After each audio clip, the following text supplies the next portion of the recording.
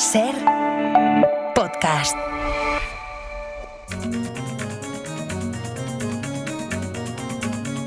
Hoy por Hoy Magazine.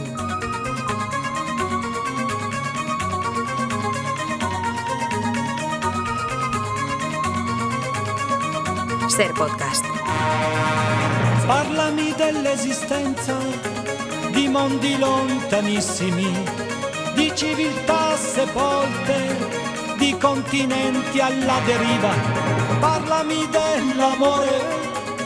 Toda la actualidad del presente pasa por el ministerio donde más se habla del futuro. Ministro de Ciencia, Nuño Domínguez, buenos días. Buenos días. Ministro de Tecnología, Jaime García Cantero, muy buenos días. Muy buenos días. Vamos con todo lo que tenemos, que es mucho, porque para empezar, la conversación mundial pasa por el genocidio de Gaza, por la destrucción de Gaza y aquí por la respuesta del gobierno español y de las instituciones europeas ante el genocidio. Hemos estado hablando de ello durante el abierto y también de la parte judicial, con esa investigación que se abre en la Fiscalía para los presuntos crímenes de guerra cometidos en Gaza por Israel. Pero más allá de Eurovisión, de las competiciones deportivas, de este tipo de sanciones, ¿cómo afecta al ámbito de la defensa y el espionaje que España desconecte comercialmente de Israel? Pues afecta y mucho, ¿no? Lo hemos hablado aquí, que Israel es la gran potencia mundial en algunas de estas tecnologías, en ciberseguridad en general y muy específicamente en algunos de sus ámbitos, por ejemplo, el del espionaje, el contraespionaje, eso llamamos la inteligencia militar, es un campo que domina tradicionalmente. Y yo creo que es importante resaltar y que este dominio no es ajeno a lo que está pasando en Gaza. Hemos hablado aquí de un libro que se llama Laboratorio Palestino, que explica muy bien cómo parte de esta tecnología, muy específicamente Pegasus, es una tecnología que nace de años de vigilancia y opresión a los gazatíes, ¿no? Y cómo estas tecnologías que hoy venden por el mundo para que espíes a quien quieras, llevan años utilizándolas contra los palestinos. O sea, están bien testadas. Están bien testadas. Y a partir de ahí, yo creo que es muy relevante entender la complejidad de la desconexión. No solamente por esta dependencia que se tiene, que estamos viendo en algunos ámbitos muy concretos, sino también por cómo la diáspora tecnológica israelí está inmersa en casi cualquier sitio. Esta complejidad de la que habla el gobierno cuando dice es muy complicado hacer una ley que sea efectiva para esto, yo creo que si hay un ámbito claro es el de la tecnología, porque Israel lleva años exportando tecnología y vendiendo tecnología a otras tecnológicas. Es decir, pensemos que, por ejemplo, la herramienta de seguridad de una de las últimas que ha adquirido Google, que se llama Wiz, es una tecnología desarrollada, fabricada y que sigue funcionando en Israel, aunque Google sea una compañía de Estados Unidos. Y esto pasa en muchísimas circunstancias, que el I+D israelí, que es muy bueno, está colocado en empresas de todo el mundo. Pero entonces, la ¿cómo desconexión, bloqueamos esto? hay que decir, la desconexión 100% es imposible. Prácticamente imposible. O sea, yo creo que la desconexión 100% es prácticamente imposible hoy, sobre todo si tenemos en cuenta esta visión indirecta. Ayer llevaba al país un caso muy concreto, que es el de los simuladores que utilizan los pilotos de los cazas, ¿no? Los pilotos de medio mundo se forman con software israelí. Es verdad que hay otras opciones, pero las otras opciones, uno, no son tan avanzadas y dos, tampoco sabemos hasta qué punto nos interesa usar, por ejemplo, el gran competidor que es un software turco, hasta qué punto nos podemos fiar también de un software turco con lo que está pasando en Turquía y lo que lleva haciendo Erdogan años en Turquía. Claro, es que por eso te quería preguntar, una cosa es la desconexión, que vemos que es muy difícil, por no decir imposible, porque aunque no señale a Israel directamente, indirectamente nos lleva a Israel, pero otra es la sustitución, es decir, si prescindimos de la tecnología israelí, ¿quién nos garantiza una tecnología buena, vamos a decir? Absolutamente. Yo creo que es el momento en que Europa se tiene que dar cuenta de estas dependencias que tiene.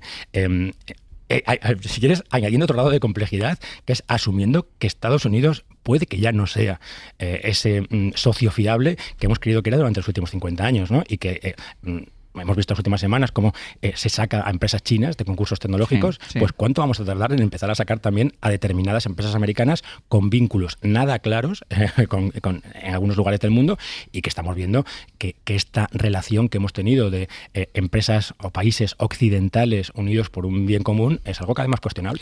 Y hemos, con respecto a la otra guerra, la de Ucrania, hemos visto también estos días cómo drones rusos han entrado en territorio europeo, en territorio OTAN. Ursula von der Leyen habla de un muro anti este tipo de drones. ¿Este muro se puede construir sin tecnología israelí? Bueno, vamos a verlo. O sea, yo creo que este es el reto. Europa tiene hoy un campeón mundial que se llama Helsing, que es una empresa alemana muy especializada en vehículos autónomos para la defensa, que esto se traduce en drones de guerra, sí. Que es una de las grandes empresas del mundo. Y hay otras empresas europeas, por ejemplo Indra, que es española, que puede entrar ahí. El tema es si somos capaces de hacer esto 100% europeo. Pero creo que es un debate tremendamente interesante, porque vamos a crear un mecanismo de defensa utilizando las piezas de los señores de los que nos tenemos que defender, no parece que tenga mucho sentido.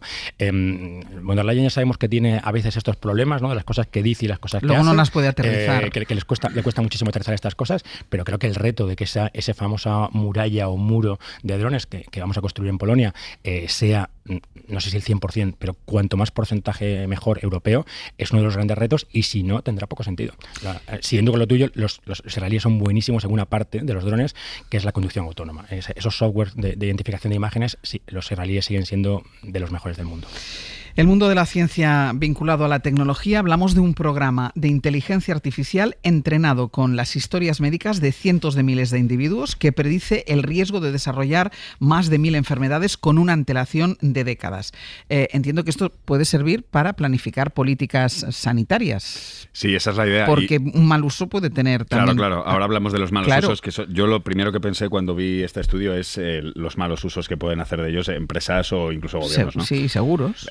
Seguros, que puedan decidir si te dan una prima o no, o sea, una póliza o no, o créditos, etcétera. Y eso es posible. Aquí la clave son los historiales médicos. Para empezar, esto es un adelanto, una IA europea que se ha desarrollado sobre todo en Alemania, pero también en colaboración con Dinamarca. Han entrenado una especie de chat GPT especializado en salud con los datos de 400.000 pacientes, los datos anónimos, etcétera, y después los han vuelto a probar con otros 2 millones de pacientes de Dinamarca. Bueno, y los resultados dicen que pueden predecir con mucha fiabilidad la incidencia de 1000 enfermedades. O sea, enfermedades que puedes desarrollar. Además, enfermedades que puedes desarrollar. Entonces, bueno, por supuesto esto tiene esos peligros, y aquí la clave son los datos. Es decir, las bases de datos que han utilizado están muy aseguradas, muy bien anonimizadas, y es muy poco probable que alguien pueda robar esos datos y usarlos para el mal, por así decirlo. Pero en otros países, hemos visto, por ejemplo, en Estados Unidos, empresas de cosmética genética que han dado, les han robado los datos genéticos de mucha gente, que es igual la información más preciosa y más secreta y más personal que hay, ¿no? De una persona. Pero además del robo de datos... Entonces, si se roban los datos o esto llega al poder de empresas, etcétera, bueno, pues... claro, pero digo, no solo el robo de datos. O sea, si se elabora el instrumento, tú antes de pedir un seguro te pueden decir que te sometas a una prueba para saber si vas a desarrollar una enfermedad. Evidentemente, en algunos casos ya ha habido ya ha habido ejemplos, sobre todo en el mundo, en Estados Unidos, por ejemplo, donde los seguros médicos tienen una penetración mucho mayor, ¿no? Entonces, ese es el riesgo. Entonces, lo más importante, protección de datos, datos anonimizados y tal. Y luego hay una cosa súper interesante, que es, pueden coger a una persona que nace y le puedes elegir 4 estilos de vida, con los condicionantes típicos, buena dieta, mala dieta, deporte, no deporte, etcétera. Y puedes ver cómo va a ir sufriendo ciertas enfermedades y van a estar relacionadas con otras, cuánto va a vivir, etcétera. O sea, y esto para hacer políticas públicas es muy interesante, ¿no? Voy a hacer una pausa. A la vuelta seguimos con estas cosas que hace unos años nos hubieran parecido que lo veíamos en una película de ciencia ficción. Pausa y seguimos.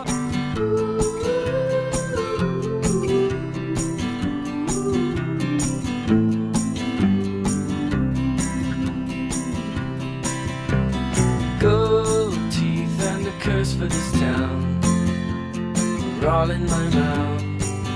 Only I don't know how they got out. Aquí estamos en nuestra mesa del Consejo de Ministros con nuestros ministros de Ciencia y Tecnología, con Nuño Domínguez y con Jaime García Cantero. Estábamos hablando de la inteligencia artificial usada en la medicina, pero hablando de esto, Jaime, Alibaba, que es la gran empresa china, está entrenando sus modelos de inteligencia artificial por muchísimo menos dinero que los americanos. ¿De cuánto dinero menos estamos hablando? Bueno, yo creo que es importante, sobre todo porque hablamos poquísimo de las empresas chinas, ¿no?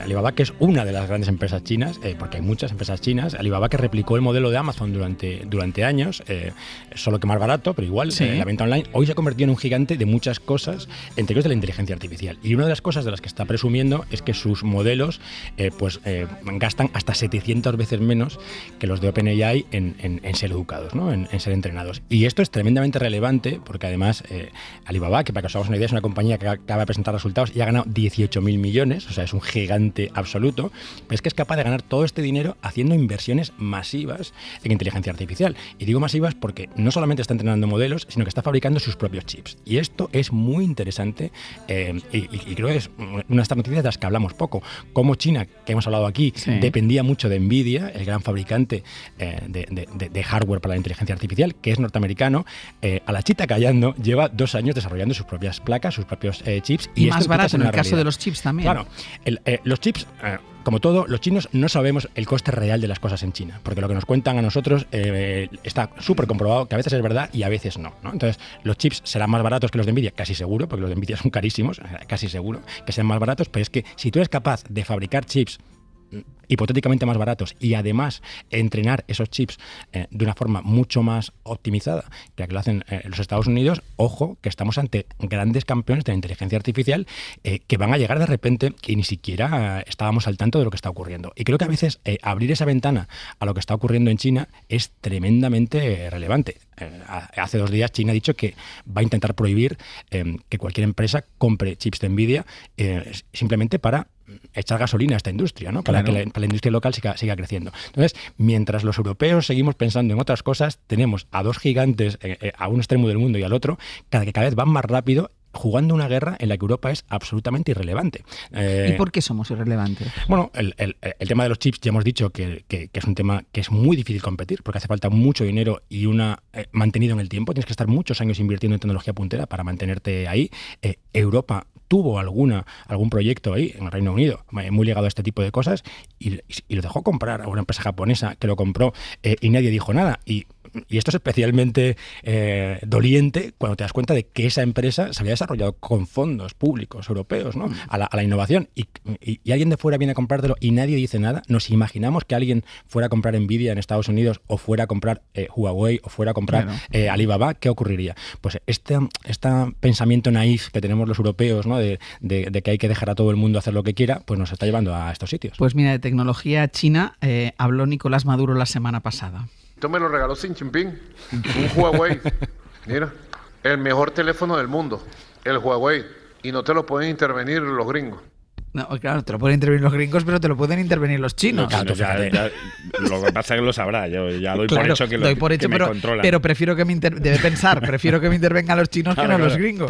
Pero Huawei, que está en esta guerra, ¿no? De demostrar al mundo que es una empresa independiente, creo que esta declaración no le ayuda mucho a quedar como independiente, ¿no? Esta publicidad no sé si te ayuda, ¿no? Yo soy independiente y al día siguiente te recomienda Maduro, no sé yo, no es lo mejor que te puede pasar. Pero fíjate, es esta diplomacia que Estados Unidos está haciendo, por un lado, tecnológica, y que China está haciendo en otra parte del mundo, ¿no? Como en muchos países de África, en muchos países de Latinoamérica, y empieza a pasar también en algún país europeo del que todos podemos sospechar, especialmente Hungría. China está haciendo una diplomacia tecnológica muy brillante, y vamos a ver a dónde nos lleva esto. Lo que sí parece que ha terminado no es el conflicto de TikTok, porque Trump anunció esta semana un acuerdo con TikTok para que siga operando en Estados Unidos. Bueno, Trump es un poco boca chancla, ya sabemos. Ha hablado de esto antes de poder hablar. Se supone que hay un acuerdo, todavía no está muy claro las condiciones, pero tiene que ver, vamos a decir, con la matriz norteamericana de TikTok, ¿no? Que va a empezar a depender de un consorcio de empresas que, sorpresa, está liderada por Oracle,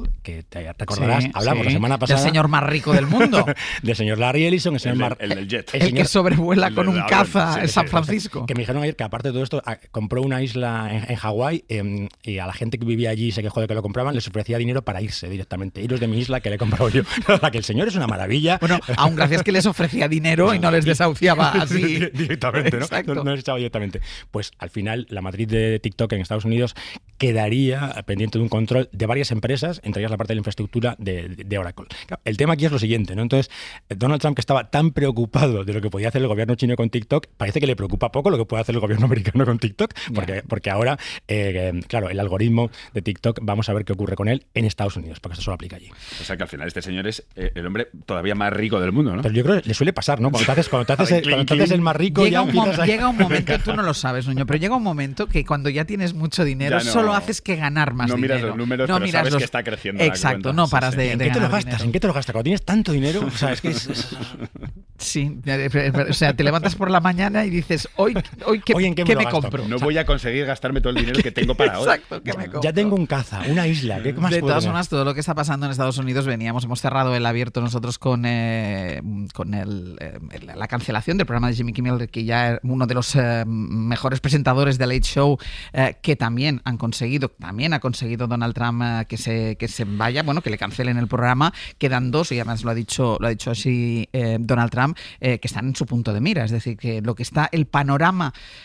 El día que Donald Trump se vaya, si es que se va algún día, y hagamos un repaso del panorama que deja a su paso, es tremendo, es desolador. Claro, es que quedan 3 años de esto, ¿eh? O sea, me refiero que le queda mucho tiempo de hacer... Sí. Entre otras cosas, veremos lo que pasa también, lo hemos hablado muchas veces, con la investigación, con la sanidad, con los bancos de datos. Estados Unidos elimina la vacuna de la hepatitis y deja de recolectar datos sobre el clima.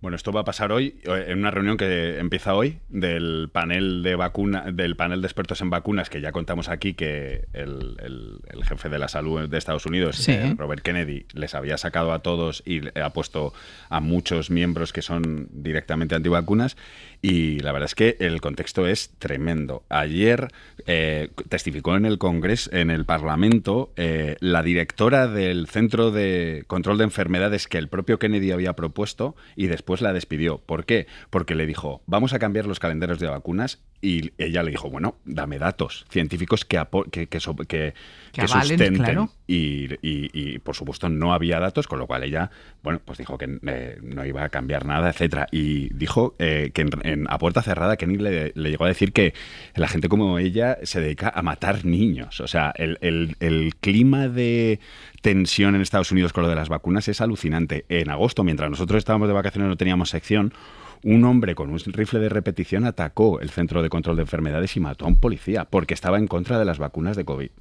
Y en ese contexto, hoy se reúne este panel que puede no recomendar la vacuna de la hepatitis B, que está demostrado que ha reducido los casos de contagios en niños de decenas de miles de casos todos los años a una decena o a 15 casos al año, y puede causar lesiones hepáticas importantes, etcétera. Y aparte es que la inmensa mayoría de los países del mundo vacunan a muy temprana edad, ¿no? Entonces esto sobre todo es un tema político. Aquí ya se ha quitado la cara a Kennedy y es un ataque frontal a las vacunas, sobre todo basado no en hechos y no en pruebas, sino en todo lo contrario, en distorsiones completamente de la realidad. A otra de las empleadas del CDC que han despedido le dijo que las vacunas contienen trozos de fetos. O sea, cosas que son realmente pero el problema, alucinantes. Niño, es que esto va permeando en parte de la sociedad. Va permeando y sobre todo... Y se va multiplicando el efecto del movimiento antivacunas. Yo confío en que aquí veamos también una batalla legal, como hemos visto en otras cosas, como la ciencia, las universidades, etcétera. ¿Qué está pasando? Senadores republicanos se están poniendo en contra de Kennedy. Hay estados que han dicho, bueno, el gobierno federal puede decir lo que quiera, nosotros mantendremos el calendario. El calendario. Las propias aseguradoras médicas les han dicho a sus clientes que ellas seguirán dando las vacunas a sus asegurados. Pero claro, al final, quien más sufre serán los que tienen que pagarse las vacunas de su bolsillo. Porque, los vulnerables. Eso es. Y estas vacunas a veces, si las tienes que pagar tú en Estados Unidos, no son baratas. Entonces, si tienes que elegir entre comer y vacunar al niño y arriesgarte a que pueda coger hepatitis B, pues ahí es donde los que más van a sufrir son los más pobres. Y bueno, y es otra decisión que al final impacta a todo el mundo, ¿no? Porque lo que decías de los efectos de Trump es que la presidencia de Trump ha sido un desastre para todo el mundo, global. Sí. No, no tanto hay para un los sector países claro. pobres como para los ricos, es brutal. Hace unos días se reunieron Putin y Xi Jinping y hablaron de longevidad, de trasplantes de órganos, de cómo hoy en día una persona de 72 años, como tienen ellos, es un niño. De hecho, hablaban de ellos como que serían inmortales. Psicológico. Putin habló de inmortalidad y es un tema que obsesiona también a Javier Milei, es decir, obsesiona a un tipo de personajes en concreto. ¿Qué vínculo hay entre dictadores o aspirantes a dictadores y la búsqueda de la inmortalidad? Siempre han querido, ¿no? Yo leyendo noticias sobre esto, el primer emperador de China también estaba obsesionado con conseguir la fuente de la eterna juventud. Bueno, pero para seguir presentándose a elecciones, los que se presenten a elecciones. Claro, es una forma de intentar perpetuarte, ¿no? Me va tan bien que quiero ser inmortal. Lo que pasa es que, bueno, evidentemente las posibilidades de que Xi o Putin sean inmortales son muy, muy, muy bajas. Son las mismas de que pierdan unas elecciones, ¿no? Eso sí.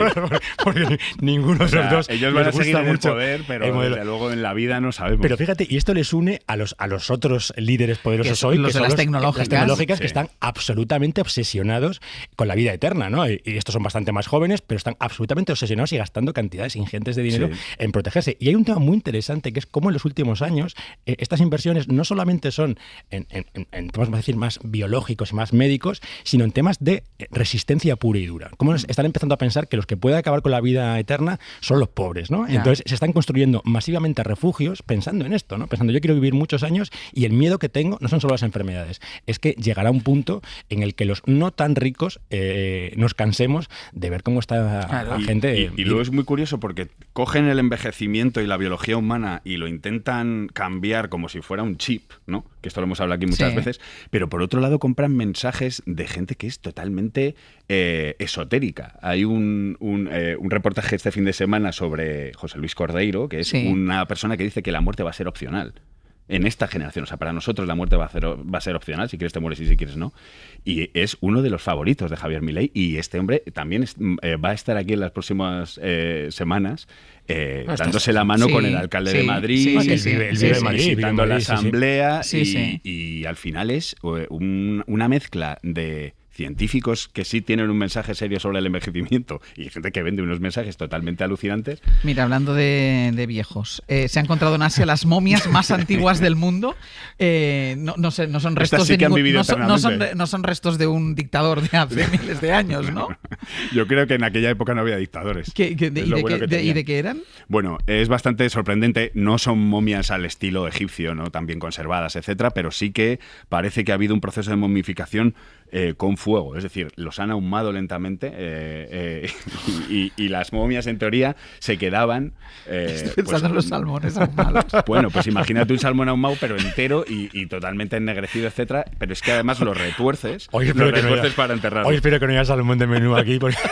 Os recomiendo que veáis las fotos, porque lo más interesante es que hay tribus de Papúa Nueva Guinea que siguen haciendo esto, muy parecido a como se hacía hace 10.000 años. Para conservar los cadáveres. Eso es, y lo tienen en una habitación especial de sus casas, y hay momentos en los que lo sacan para un poco como tener una presencia física de tus seres queridos, ¿no? Entonces, ellos, claro, lo que no sabemos es las creencias que había alrededor de estas prácticas, porque además los enterraban en posiciones totalmente encogidos sobre sí mismos, pero las articulaciones no estaban rotas, y esa ha sido la clave que ha hecho a estos investigadores analizar si tenían restos de humo o de fuego, y ahí han visto que la desecación de los tejidos blandos les permitía mantenernos en esta postura a la gente. Es curioso. La semana que viene más. Hasta luego, no comáis salmón este mediodía. Hasta luego. Para no perderte ningún episodio, síguenos en la aplicación o la web de la SER, Podium Podcast o tu plataforma de audio favorita.